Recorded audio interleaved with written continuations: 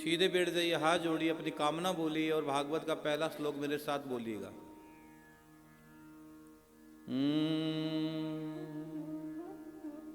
सच्चिदानंद रूपाय सच्चिदानंद रूपाय विश्वोत्पत्त्यादिहेतवे विश्वोत्पत्त्यादिहेतवे तापत्रय विनाशाय तापत्रय विनाशाय श्रीकृष्णाय वयं नुमः। श्रीकृष्णाय वयं नुमः।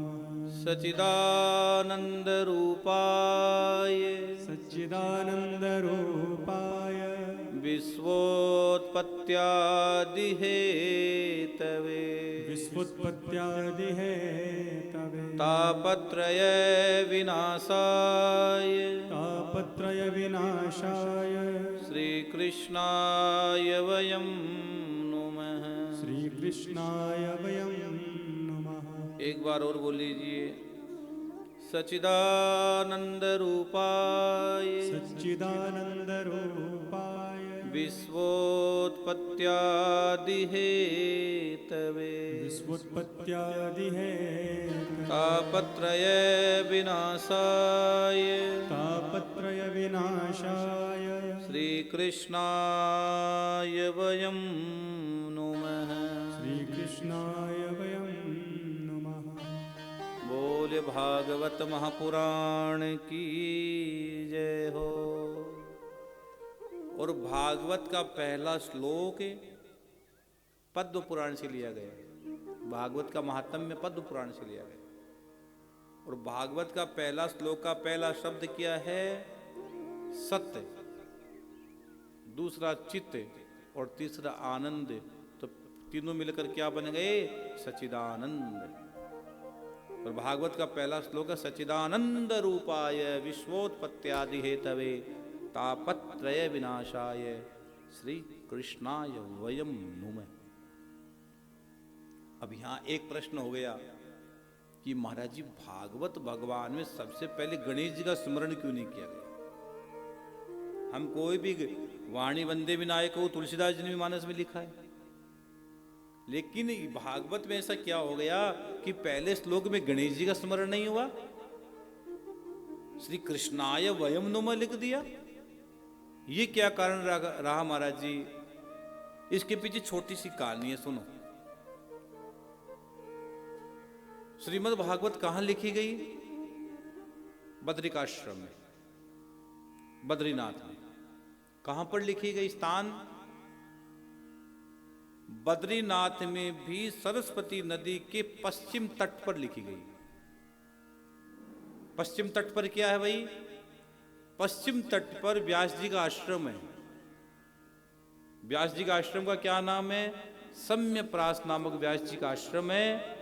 और उस आश्रम के तट पर सरस्वती नदी के पश्चिम तट पर भागवत लिखी गई, क्योंकि जो सरस्वती नदी वहां दिखाई देती है और पाताल में वहां ही पाताल है, तो सरस्वती नदी वहां पाताल में जाती है और फिर वो वहां और रास्ते में कहीं वो सरस्वती नदी नजर नहीं आती है और फिर वो आपको प्रयाग में नजर आती है। यहाँ त्रिवेणी संगम है, वहां वो त्रिवेणी संगम हो जाता है। वहां पर अलकनंदा है, वहां अलकनंदा भी है वहां तो। और इतना धवल पानी है बद्रीनाथ में। तो मुझे कई बार कथा गाने का मौका मिला। पिछले साल तो मैं 21 दिन बद्रीनाथ रहा हूं।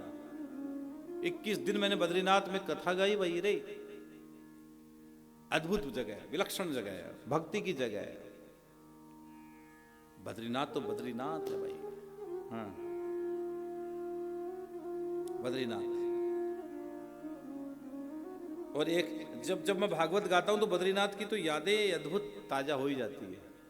बद्रीनाथ तो सरस्वती नदी के पश्चिम तट पर, सरस्वती नदी के पश्चिम तट पर भागवत लिखी गई। और एक शरत तो गणेश जी महाराज ने भागवत लिखी और व्यास जी ने गाई, बोली, और दोनों में एक शरत हो गई। गणेश जी ने कहा भाई, व्यास जी ने कहा भागवत लिख दो कि कहां लिख दूंगा, लेकिन मेरी एक शर्त है, मैं एक क्षण के लिए भी आराम से नहीं रहूंगा, मेरी लेखनी चलती रहेगी। अब व्यास जी ने कहा लेखनी चलती रहेगी, लेकिन ये तो इतना काम। गणेश जी ने कहा जहां तुम श्लोक खत्म हो गए मैं बंद हो जाऊंगा। अब आदमी एक श्लोक बोले गणेश जी तुरंत लिख दे, एक श्लोक मिले तुरंत लिख दे। अब व्यास जी ने सोचा नहाना धोना और कब होगा, भोजन पानी सब खत्म, मैं तो कथा ही लिखाता रहूंगा। तो व्यास जी भी बड़े विशाल बुद्धि थे, तो उन्होंने कह दिया गणेश जी अब भागवत लिखो, मैं तो बोल रहा हूं श्लोक है, हो सकता है गलत भी हो जाए, तो आप सोच सोच के लिखना, आप श्लोक को सोच सोच के लिखना, विचार करके लिखना। बस यहां गणेश जी उलझ गए मान लो। अब व्यास जी बहुत सारे श्लोक एक साथ बोल देते थे और गणेश जी सोचते थे कि कोई गलत तो नहीं है, इसमें कोई गलत तो नहीं है, तो आप सीधे जा रहे हो यहां से और मैं कह दूं भाई साहब सोच सोच के जाना, तो देख के जाना, ध्यान रख के जाना, तो आपकी फ्लो जो चलने की गति है उसमें फर्क पड़ जाएगा।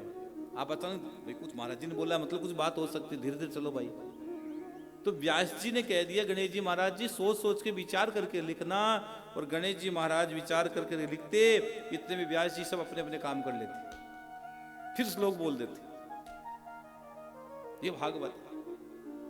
अब कोई व्यक्ति अपनी महिमा कैसे लिखेगा बताओ? अगर कोई आदमी नेता भी होता है तो दो चार आदमी को रखता है साथ में, जय हो भाई साहब की जय हो, नेताजी की जय हो, हमारा नेता कैसा हो, हमारा नेता कैसा हो। वो भी 2-5 उनके पीछे, आप कोई रैली देखो 5-10 लोग आगे बैठे रहते हैं, वो केवल जय जयकार करते हैं, उनको जयकार के 10 लोग जय हो मतलब वो जोर से बोलते हैं, उनका मतलब ये पक्के हैं, पक्के वाले। आगे आगे मीटिंग के आगे आगे 10-15-20 लोग बैठे रहते हैं, वो भी जय जयकार करते हैं नेताजी की। नेताजी थोड़ी बोलता मैं इतना बड़ा आदमी मेरी जय जयकार करो, नहीं भाई, भागते हैं, जाते हैं, माला लाते हैं, माला पहनाते हैं, कुछ कुछ करते रहते हो। तो गणेश जी ने सोचा मैं मेरे बारे में कैसे लिखूं, तो गणेश जी ने यहां लिख दिया श्री कृष्णाय वयम नमः। इसलिए भागवत में गणेश जी का जिक्र नहीं आया, भागवत के पहले श्लोक है। नहीं तो हम पहले कोई भी गणपति की पूजा के बगैर तो, हाँ गणेश जी तो गणेश जी,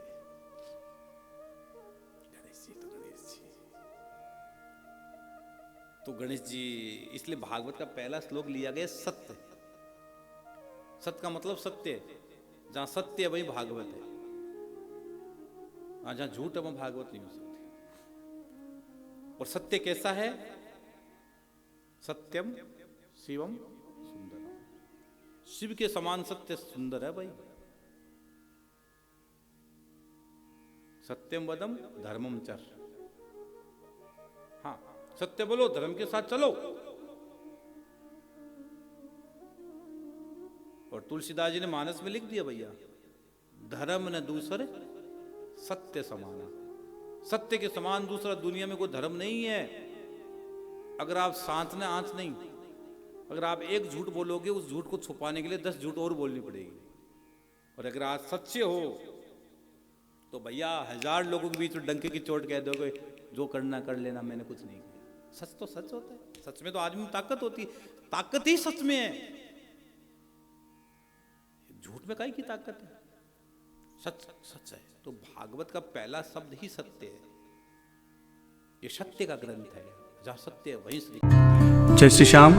आप सभी श्याम प्रेमियों से नम्र निवेदन है कि पूज्य महाराज श्री जी का YouTube चैनल मनुश्री जी महाराज रतनगढ़ वाले को सर्च करें, सब्सक्राइब करें, शेयर करें, बेल आइकन दबाएं, ताकि महाराज श्री जी की वाणी जन जन तक पहुँचे और सभी को उसका लाभ प्राप्त हो। जय श्री श्याम।